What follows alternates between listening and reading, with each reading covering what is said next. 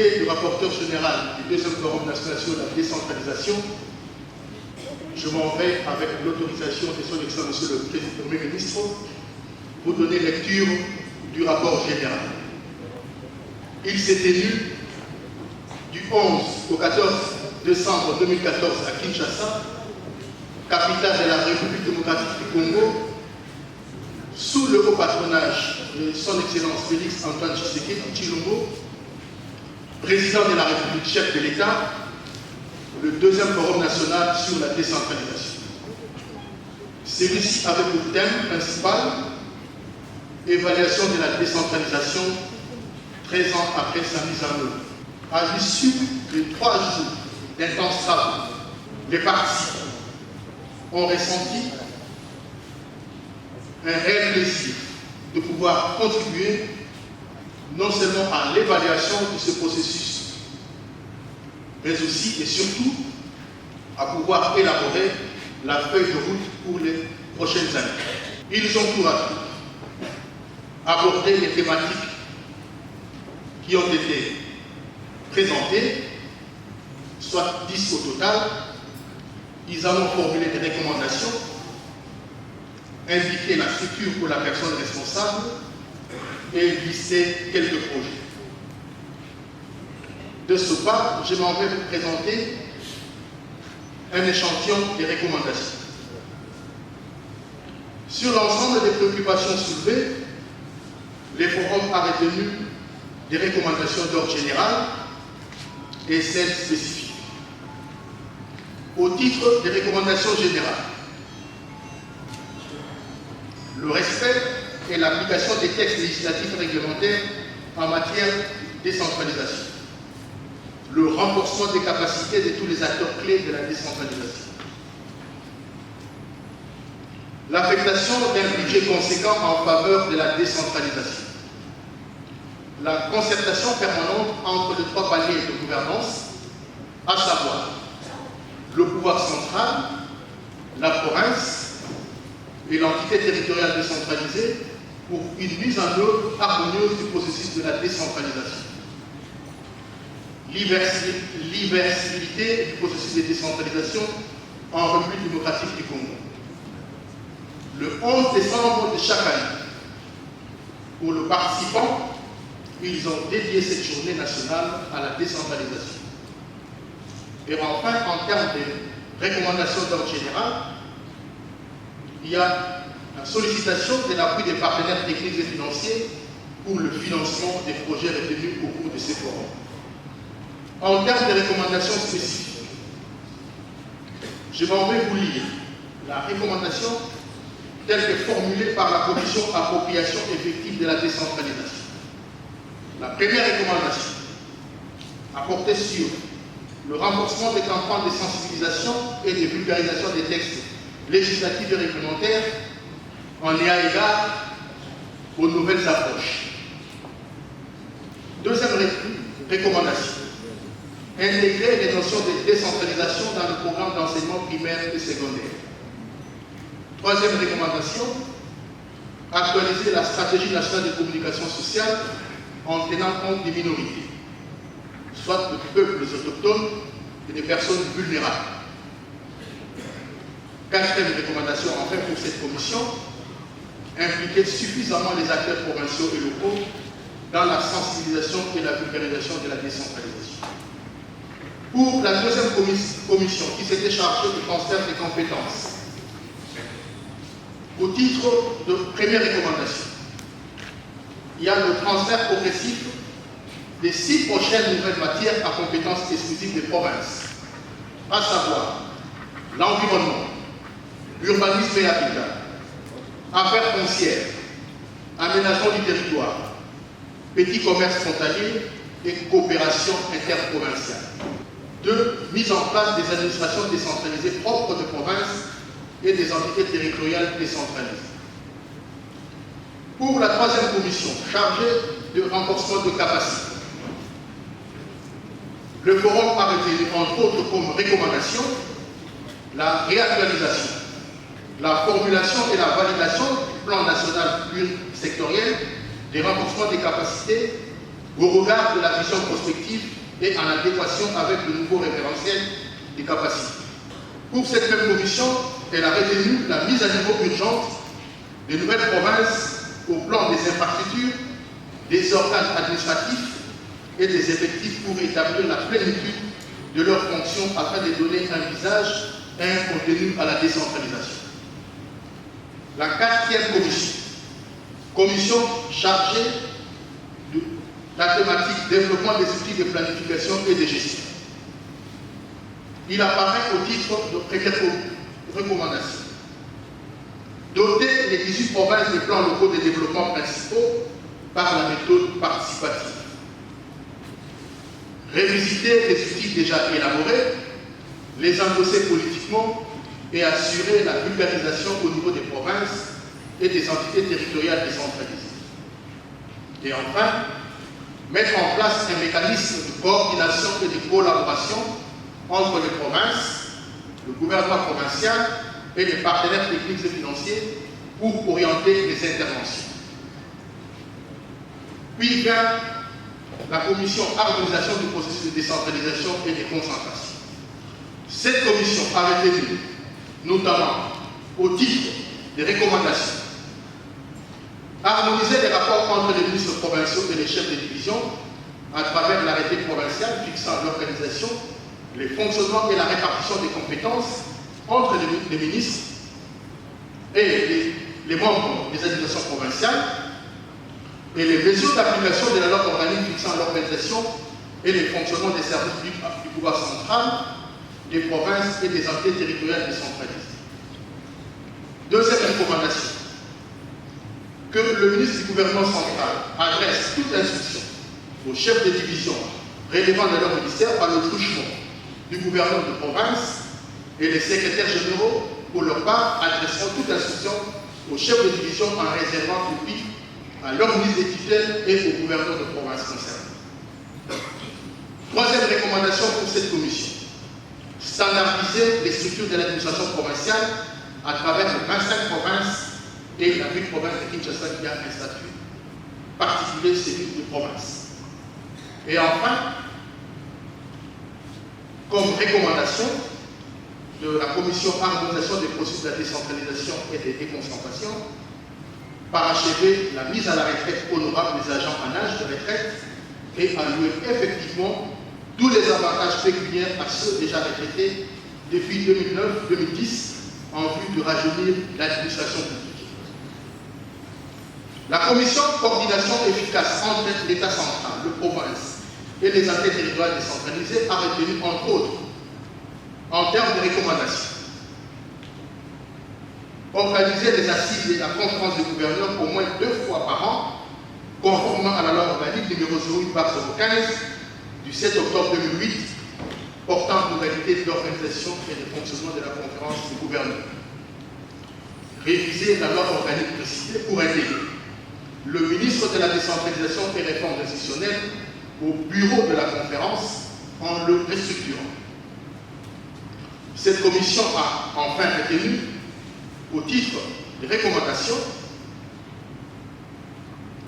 d'installer et de rendre opérationnelles les communes de villes installées au cours du premier trimestre de l'année 2020 et installer les villes et les communes créées au cours de la même période et poursuivre la municipalisation par la création de nouvelles villes et communes d'ici 2021.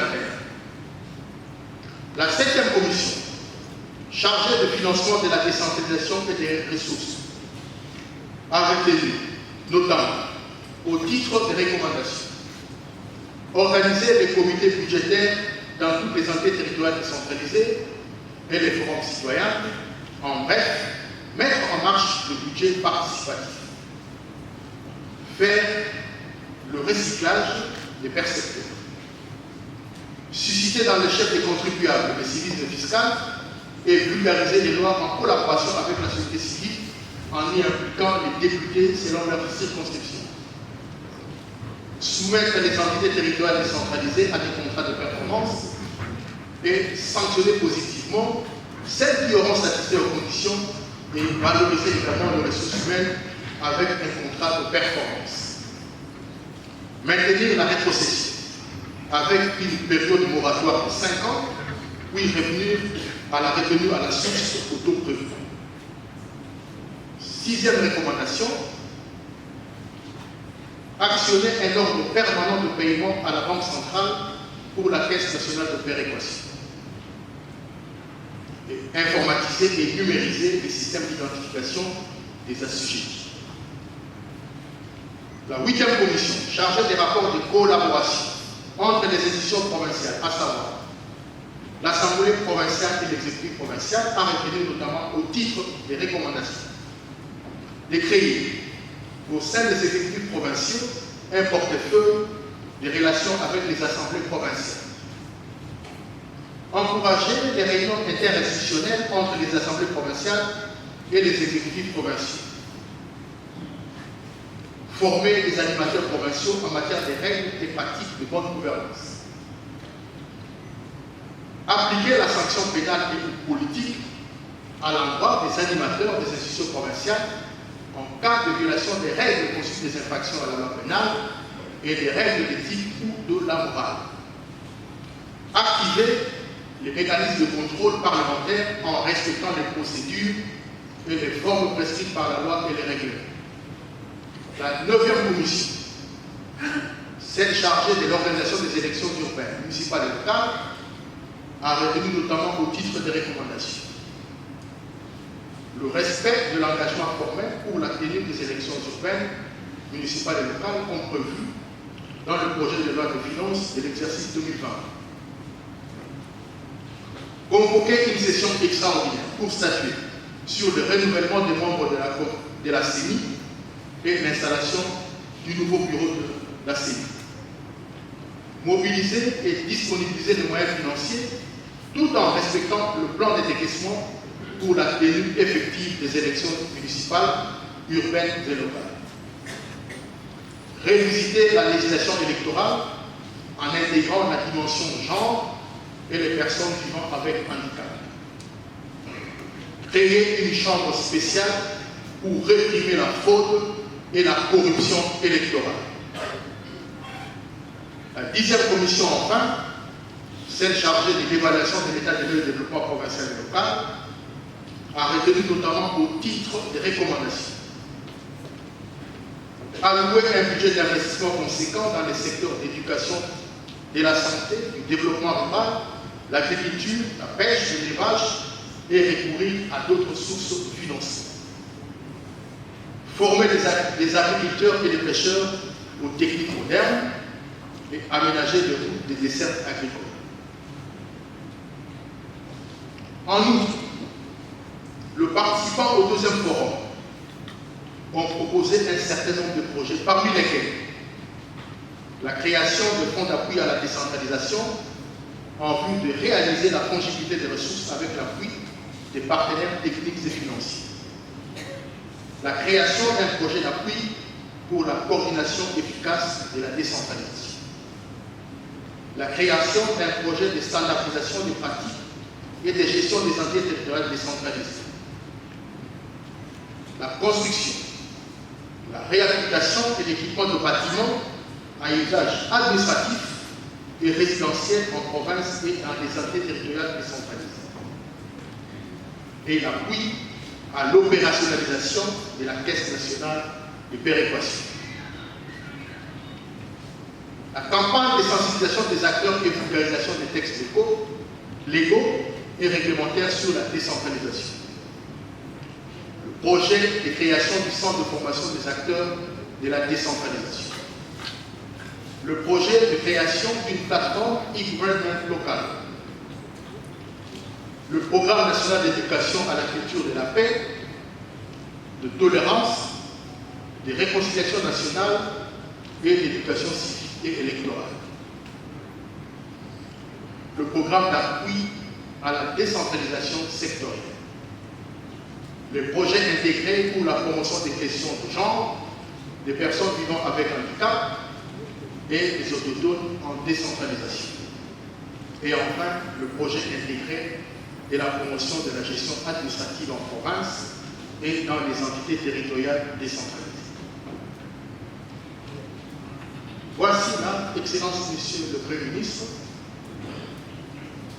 en grande ligne, le déroulé du deuxième forum national sur la décentralisation, qui aura un temps d'évaluation du processus de la mise en œuvre de la décentralisation. Les faiblesses constatées ont commandé toutes ces recommandations et les acquis devront sans doute être consolidés. Je vous remercie.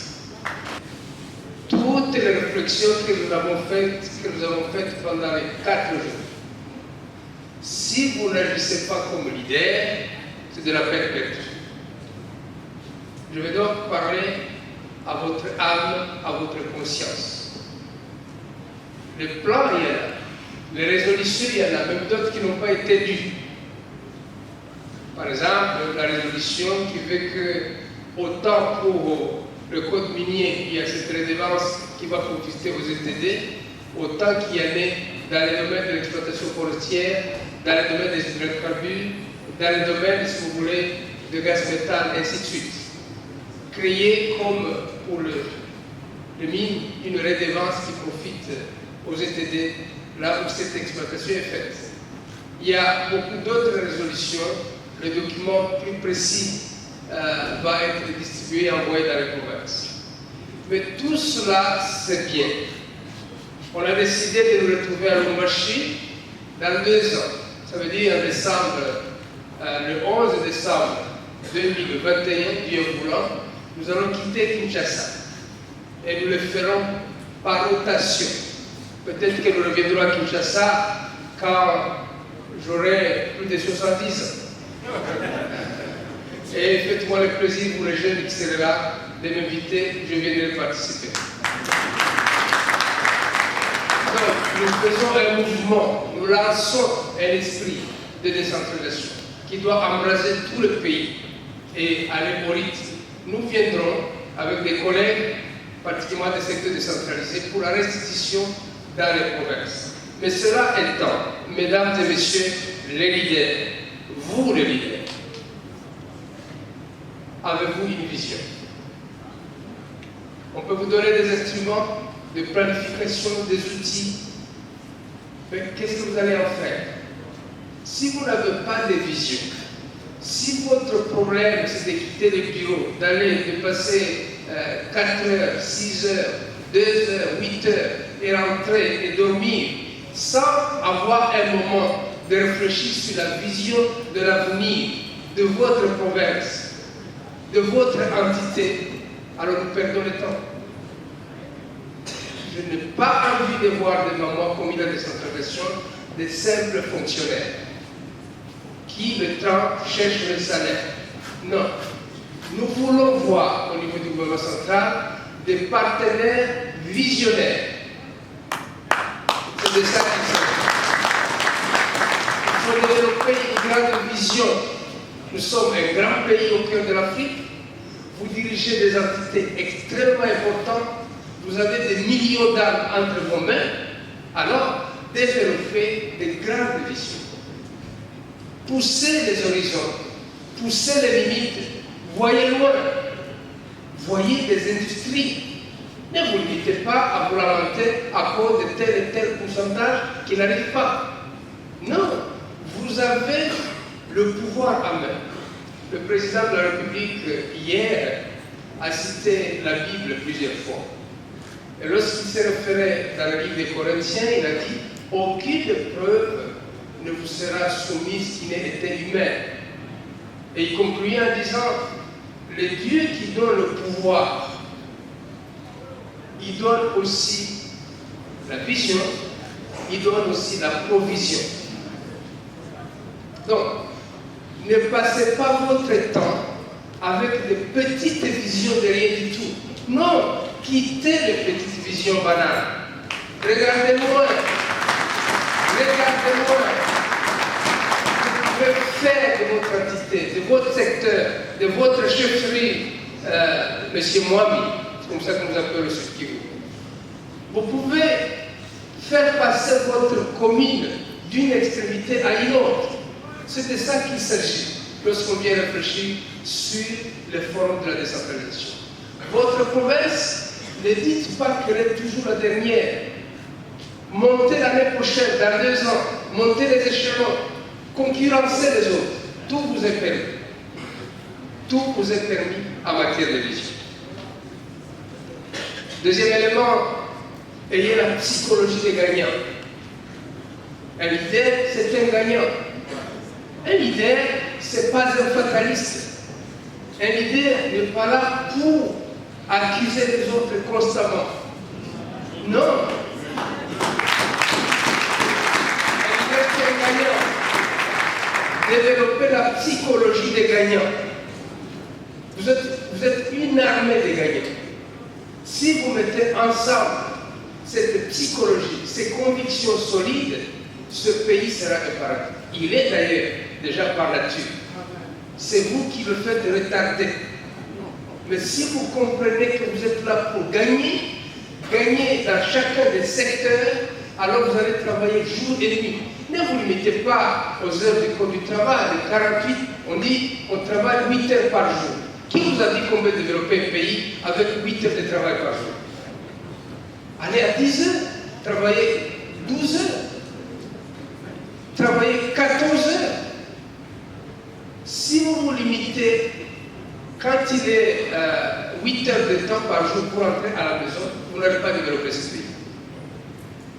Et donc, ayez la psychologie des gens qui sont là pour gagner. Troisième élément, vous aurez des épreuves. C'est ça le leader. Aucun leader sérieux n'a vaincu, n'a changé l'histoire de sa contrée sans rencontrer des épreuves sur la route. Je ne la connais pas. Même Jésus a connu des épreuves. Il en est derrière mort. Heureusement qu'il est ressuscité. Pour les leaders, les épreuves vont vous secouer. Les épreuves vont venir du pouvoir central. Peut-être c'est moi. Je ne veux pas citer mes collègues, je vais chaque fois me citer. Peut-être c'est moi qui vais vous donner une instruction qui n'est pas légale. Le ministre de l'Administration a envoyé une décision au niveau des gouverneurs qui n'est pas légale. Vous serez éprouvé. Mais comment vous allez agir? Avec maturité, avec pondération, avec dialogue, avec respect, sachant ce que vous voulez. Et vous l'obtiendrez à la fin de la vie. Les épreuves, vous les aurez. Les conditions de vie difficiles. Mais en même temps, ne vous compromettez pas.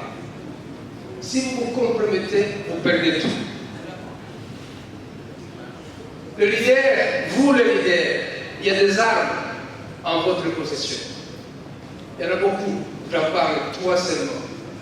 La première arme la plus redoutable, c'est l'intégrité. Tout leader intègre dans le monde, il est respecté. Même par ses ennemis.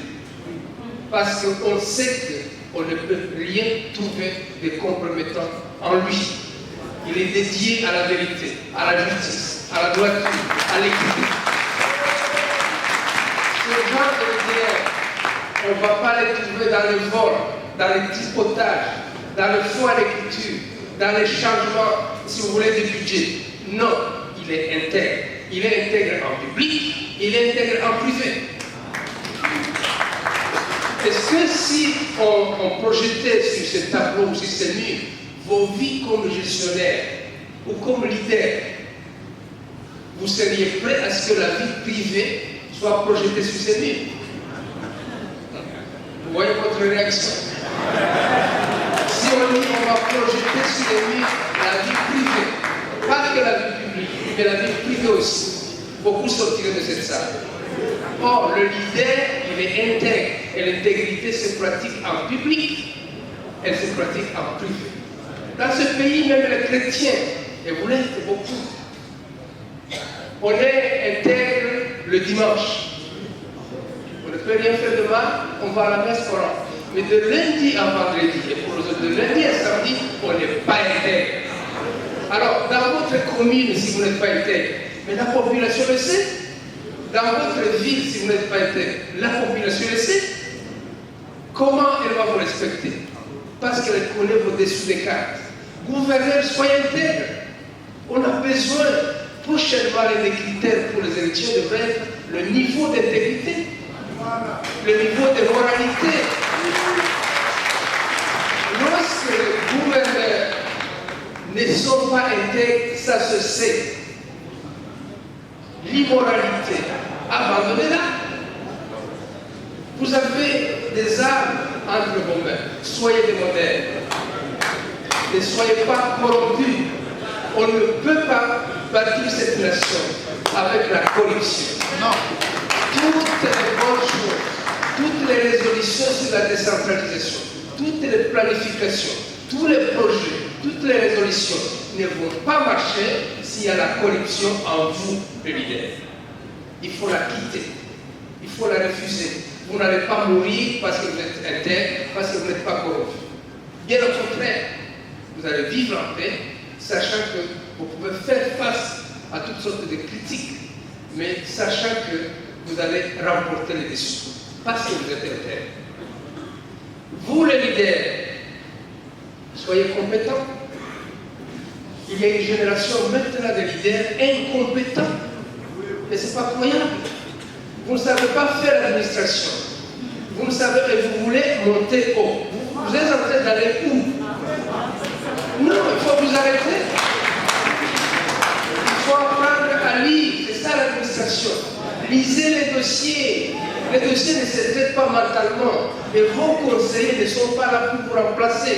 Ils sont là pour vous conseiller. Mais c'est vous les leaders. Développer la compétence. On n'est pas compétent, on le devient. Absolument. Il faut la lecture, il faut lire les lois, il faut lire les mécanismes, des stratégies. Si vous êtes compétent, vous allez résister à beaucoup d'épreuves. Mais si vous êtes incompétent, vous ne saurez même pas ce qu'il faut faire pour votre population. Gouverneur, président des assemblées, maire de ville, ministre, bourgmestre, petit encore, soyez compétents, travaillez sur votre compétence. Sinon, un jour, on va mettre des critères de performance pour quitter les fonctions parce qu'on est incompétent. Pas seulement parce qu'on a volé, non, parce qu'on est incompétent, on fait une motion, on fait partie. Mais celui qui fait la motion aussi doit être compétent.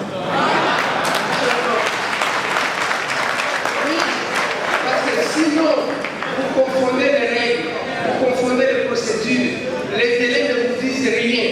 Vous convoquez le matin, le soir, vous prenez la décision alors qu'il faut 48 heures. Ça ne se fait pas comme ça. Soyez compétents.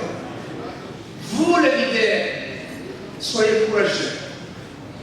Souvent, le courage manque. À un moment donné, vous devenez faible. Vous êtes découragé. Mais si vous êtes découragé constamment, cette population qui est entre vos mains, dont le destin dépend de vous, qu'est-ce qu'elle va faire? Qu'est-ce qu'elle va faire? Soyez intrépides, rassurez les gens, sinon les gens vont voir la déception, l'échec, et ils attendent simplement le jour de votre départ. Non! Soyez courageux. Vous, les leaders, développez de bonnes attitudes. L'attitude, dit-on, est toute chose. Si vous avez des attitudes qui repoussent les gens, vous n'êtes pas de bons leaders. Développez de bonnes attitudes. Celui qui réussit apprend à avoir de bonnes attitudes. Un gouverneur qui a de mauvaises attitudes chaque fois, c'est un mauvais gouverneur. Un président d'assemblée qui a de mauvaises attitudes chaque fois, il est mauvais.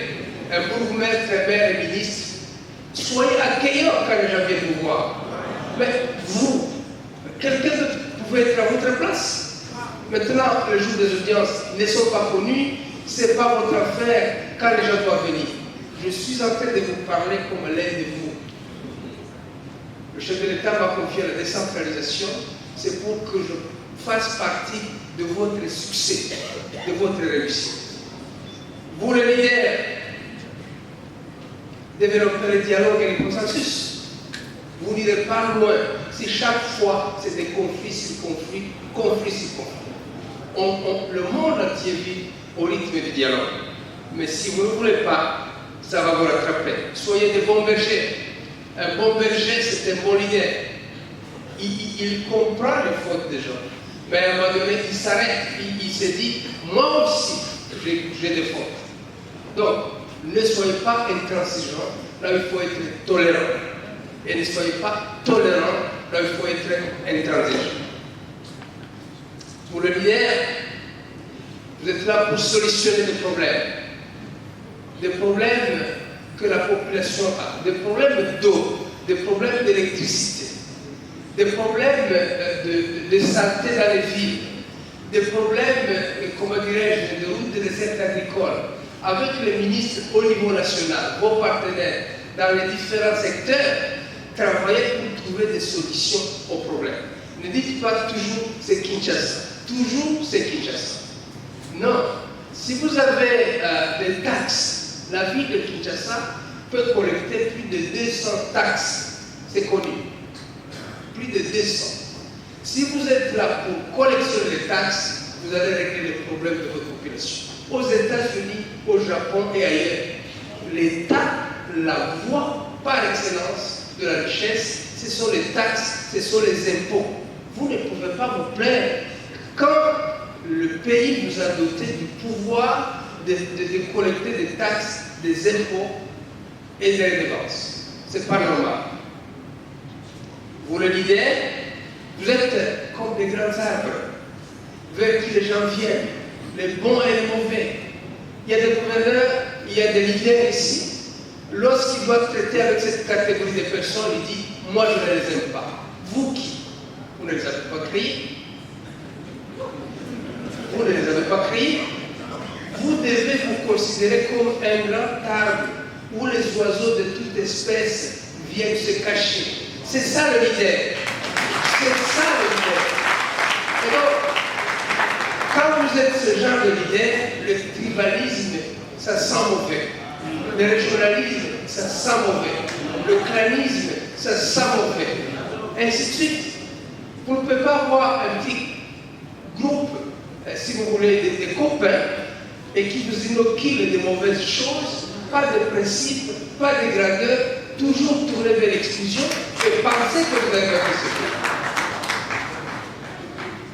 Vous le leader, sachez créer des teams.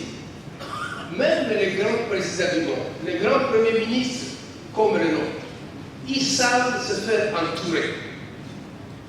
Soyez des team leaders, des leaders avec des équipes. 3 personnes, 4, 7, véritablement compétents, véritablement qui voient loin, véritablement qui vous soutiennent. Pas des gens qui vous amènent dans les antivaleurs. Il y a des leaders qui sont là, ils ne fréquentent que des mauvaises compagnies. Mais on récolte ce qu'on a semé. Sélectionnez, réfléchissez. Sélectionnez 2, 3 personnes, 4 personnes, 7 personnes. Chacun à son niveau. Mais des personnes décidées, qui comprennent votre vision, qui sont prêts à ne pas se compromettre. Pas les gens qui vous disent non, non, non, non, Excellence. Comme un ministre me disait ce matin dans la salle d'attente, il envoie des matériaux en province. Un ministre provincial demande à l'équipe qui vient de Kinshasa, ma part c'est combien? C'est une honte. Je lui ai dit, mais il faut l'amener en prison.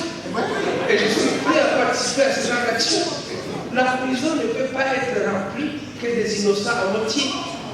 Non, il y a des coupables ici dans cette salle. Votre face est dans la prison.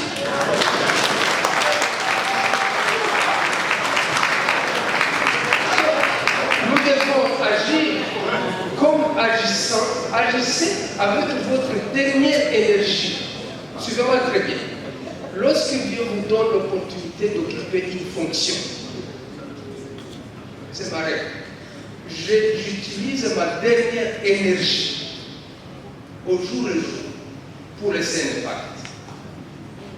Mais si vous êtes là comme des figurants et vous entourez des gens qui vous disent ah non, non, non, non, il est temps de prendre un verre. Et puis le verre, c'est 1 heure, c'est 2 heures, c'est 3 heures, c'est 4 heures, c'est 5 heures. Vous ne préparez même pas le lendemain. Et le lendemain, vous arrivez à 11 heures. À 14 heures, non, non, non, moi je me sens fatigué, je pars. Mais vous partez où d'abord? Un de vos conseillers va vous dire, mais Excellence, vous ne tenez pas la main. Quelqu'un de sérieux, travaille s'il vous plaît, voici le dossier qui est ici. Donc, ne faites pas de la complaisance. Le pays nous a tout donné, vous a tout donné. Nous sommes 80 millions, les fonctions que vous occupez. D'autres Congolais peuvent les occuper, vous ne savez pas. Plus compétents, plus beaux, plus ainsi de suite. Mais pourquoi c'est vous? C'est votre ère, c'est votre histoire. Vous avez rendez-vous avec l'histoire. Alors il faut la suivre. Et faites des valeurs. Un leader, je suis en train de chuter, c'est un bon communicateur. Vous pouvez faire des milliers de bonnes choses. Mais si vous ne les faites pas savoir, un, vous n'édifiez pas les gens pour qui vous le faites. Deux, vous allez rester totalement incompris. Nous sommes à l'heure où la communication est très importante. Communiquez de façon positive. Sortez de chez vous. Que les gens connaissent vos idées. Souvent, les gens vous présument mauvais, mal, et ainsi de suite. Parce que vous ne communiquez pas. Mais vous faites des bonnes choses, circulez dans le quartier, allez dans les marchés. Et donc, soyez un homme de gens. Ça se dit comme ça. Approchez les gens, discutez avec les gens, écoutez les gens. C'est ça le leader à la base. Vous n'êtes pas chef d'État, vous n'êtes pas Premier ministre. Vous voulez aussi que vous ayez des cortèges. Déjà, ils sont là. Ah non. Donc, approchez les gens. Vous êtes le leader à la base. Vous, le leader, soyez organisés. Ayez une petite bibliothèque. Achetez des journaux. Demandez à ceux qui viennent de Kalemi, de Lubumbashi, de Kolwezi, de Congo central, de Bunia ou dans n'importe quelle province, lorsqu'ils reviennent, de vous amener quelques journaux. Est-ce que vous avez vu le potentiel? Aujourd'hui, vous pouvez lire le Jeune Afrique sur Internet. Soyez curieux de savoir qu'est-ce qui se passe, qu'est-ce qu'il en est de la période du Japon, ainsi de suite. Mais ne vous limitez pas à une culture générale fatiguée des notions de l'école primaire qu'on nous a enseignées. Vous n'ajoutez plus rien. Non, non, non. Soyez cultivés, soyez organisés. Ayez une place à la maison où vous devez travailler. À un moment donné, dites à madame ou à monsieur, je m'excuse, j'ai quelques urgences, donnez-moi quelques temps et puis je vais revenir vers vous. Les enfants, jouez avec eux, mais à un moment donné, concentrez-vous, préparez les dossiers. Le conseil des ministres en province doit se préparer. Ne venez pas en réunion sur le conseil des ministres sans connaître les dossiers. On devrait vous chasser si vous venez comme ça. Vous, le leader, je suis en train de chuter. Soyez des décideurs. Decision makers. Soyez à mesure de prendre des décisions. Beaucoup de leaders ont de bonnes idées, mais ils sont indécis. À un moment donné, il vaut mieux avoir une mauvaise décision qu'aucune décision du tout. Donc, il faut savoir décider quand le moment arrive, quand vous avez tous les éléments qui vous permettent. Vous êtes bourgmestre, prenez des décisions. Prenez des décisions. Qu'on les attaque, oui. Mais ne laissez pas une situation pendant une année. Vous ne savez même pas que vous serez là encore l'année prochaine. Les élections arrivent. Donc le temps que vous êtes là, travaillez, laissez des souvenirs et des rêves. Vous, le leader, le chef de l'État hier a commencé son discours par parler de Dieu. Ici, je parle du leader et son Dieu. Qui est votre Dieu? C'est le vrai Dieu, le grand Dieu de l'univers. Alors, pratiquez les valeurs de Dieu. Le leader trouve des ressources. Je sais que la constitution de notre pays, si vous voulez, nous permet à chacun d'avoir sa religion. Je le sais. Mais je sais en même temps qu'à plus de 90% des Congolais sont des chrétiens. Où sont les valeurs chrétiennes? Parce que vous êtes leader, parce que vous affichez votre religion, parce que les valeurs existent chrétiennes.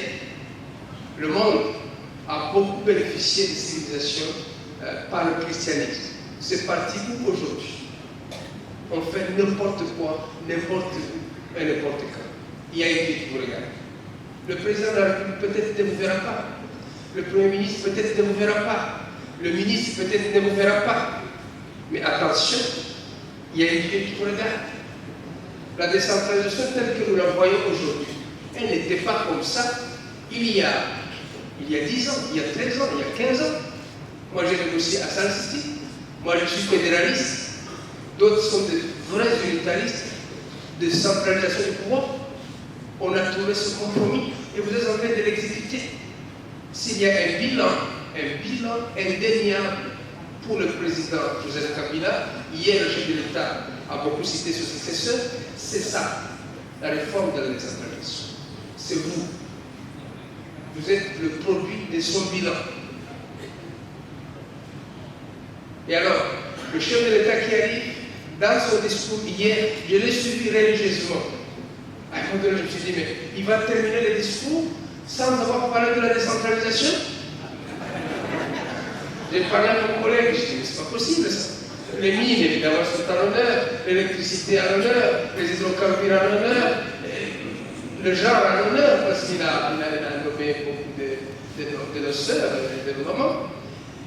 Ainsi de suite. J'ai dit, mais l'agriculture encore, les débats encore. À un moment donné, il a dit, je m'engage, plus ou moins ici, à rendre la décentralisation effective. Voilà quoi la phrase que j'attends. Lorsqu'il a fini de le dire, s'il m'était permis, je pouvais sortir parce que je vous avais laissé et je savais qu'on allait travailler jusqu'à 2h du matin. C'est ce qu'on a fait du reste. Mais je ne peux pas sortir parce qu'il parlait encore. Rendre la décentralisation effective. Partez comme il dit. Vous allez rentrer chez vous. Merci beaucoup d'être venus. Vous avez travaillé jour et nuit. Merci aux collègues qui m'ont soutenu. C'est de la solidarité gouvernementale qu'il s'agit. Et ça me prédispose, je le faisais déjà, mais je le fais davantage, à venir chaque fois que vous allez m'inviter. C'est ça aussi la solidarité gouvernementale. Vous l'avez manifesté, je vous rendrai au centime. Alors, merci à tous. Merci surtout au chef de l'État qui aurait dû venir, mais qui s'est excusé parce qu'il a d'autres engagements. Cher Premier ministre, je vous invite pour le financement de ce forum. Il n'était toujours pas évident à cause des urgences. Mais vous l'avez permis.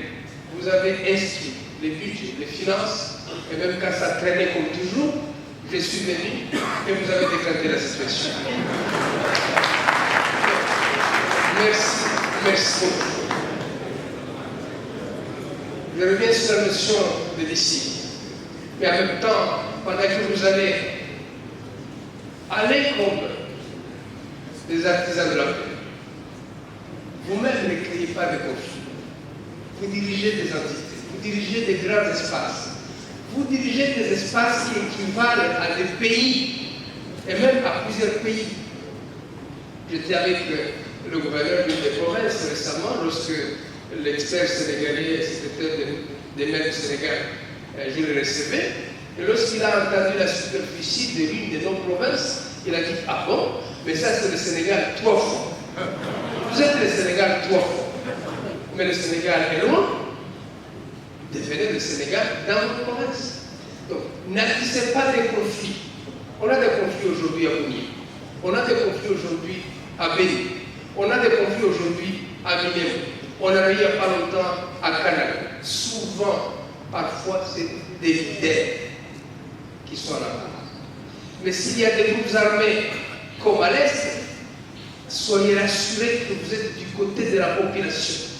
N'abandonnez pas la population. Ce n'est pas juste. Ce n'est pas honnête. Ce n'est pas être leader. Et quand il faut prendre position, prenez position sur le côté de la vérité et de la justice.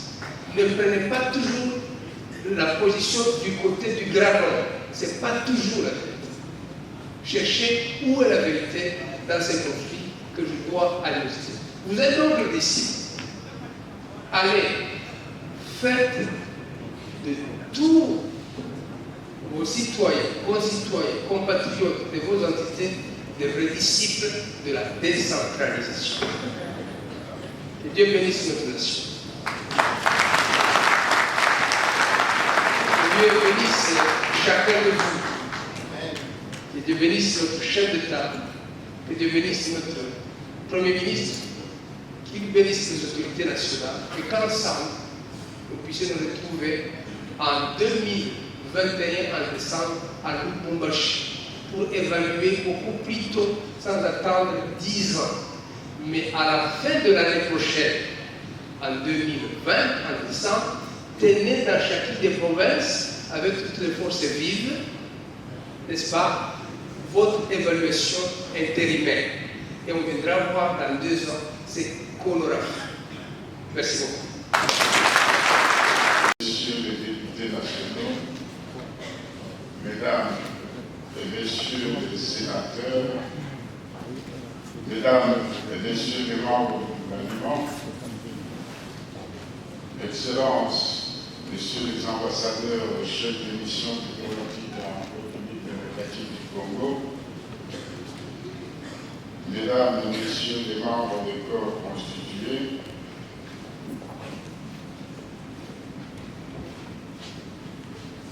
messieurs, mesdames et messieurs les membres des assemblées et exécutifs provinciaux, mesdames et messieurs distingués invités, au moment où prennent fin les assises du 2e forum sur la décentralisation, j'ai le plaisir d'un pari gagné, celui d'avoir communiqué avec l'ensemble du peuple congolais réuni dans ce cadre d'écoulement de terre. L'intérêt que les participants ont manifesté à ce forum est d'autant plus justifié car la question du développement qui était au centre de cette rencontre est le fondement de toute notre existence en tant que citoyens. Je le dis car c'est à ce même endroit que nous avons tous suivi que la décentralisation, une fois bien appliquée, conduit inéluctablement au développement. 2 jours durant, vous êtes adonnés à réfléchir sur le devenir de l'option de décentralisation que nous avons choisie depuis 2005 lors du référendum populaire organisé. Les 10 commissions de ce forum ont axé l'essentiel de leurs activités sur les questions majeures de l'état des lieux de ce processus. En des termes beaucoup plus clairs, vous vous êtes interrogé sur les failles constatées autour de l'appropriation effective de ce processus, sur l'effectivité des compétences et de ressources transférées, sur les difficultés quant à l'optimisation du renforcement des capacités et sur la problématique de la tenue des élections provinciales, municipales et locales. L'état des lieux des outils de planification, celui du renforcement de 2 institutions provinciales et du rapport de coordination entre l'État central et les provinces, et entre ces dernières et les entités territoriales décentralisées, sans compter le financement des ressources et le financement de la décentralisation qui sont préoccupés. Les échos qui ne sont pas venus font état de la fluidité, de l'assiduité lors de tous les travaux. Je voudrais enfin que cet élan soit maintenu parce que maintenant les principales recommandations issues de ce forum doivent être traduites en actes. J'ai aussi appris que tous les exposés ont été développés au cours de ce forum, ont été d'une grande facture tant par la qualité de leur contenu que par l'expertise des conférenciers.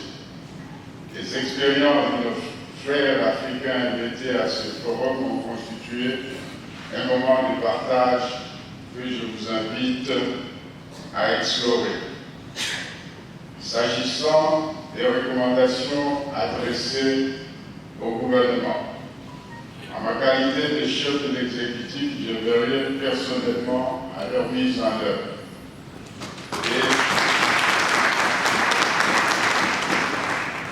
Et les responsables à tous les niveaux doivent, chacun à ceux qui les concernent, faire en sorte que la décentralisation se vive au quotidien dans leur sphère d'activité.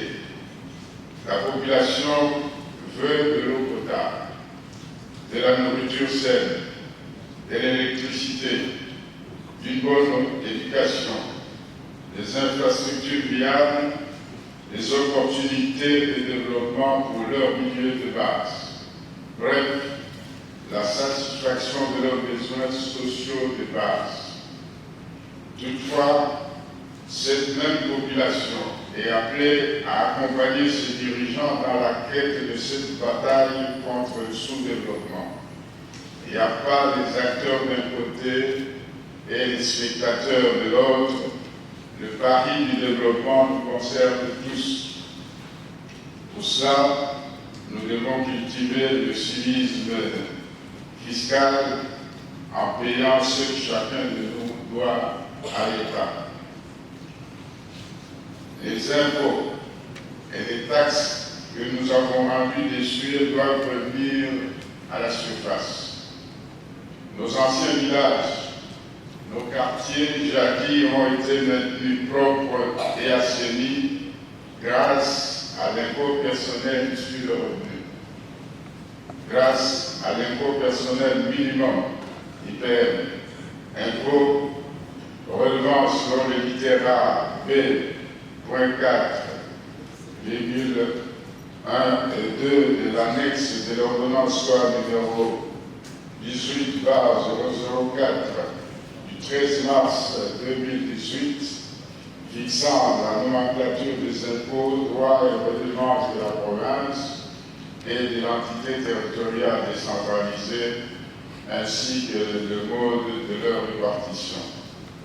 La transparence, bref, la bonne gouvernance doivent être votre lot quotidien.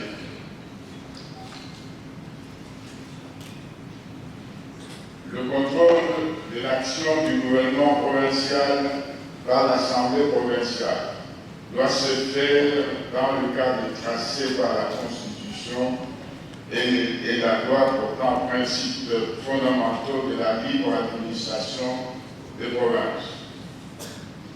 Aussi, sans contrarier les prérogatives des contrôles parlementaires, chaque fois que certaines circonstances particulières l'exigent, dans l'intérêt supérieur de la population qui vous a donné mandat, je vous conseillerais vivement de privilégier la concertation.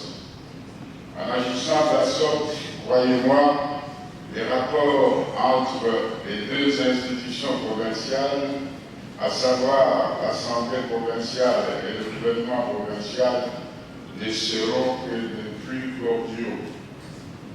Le financement de la décentralisation sera au cœur de mon action.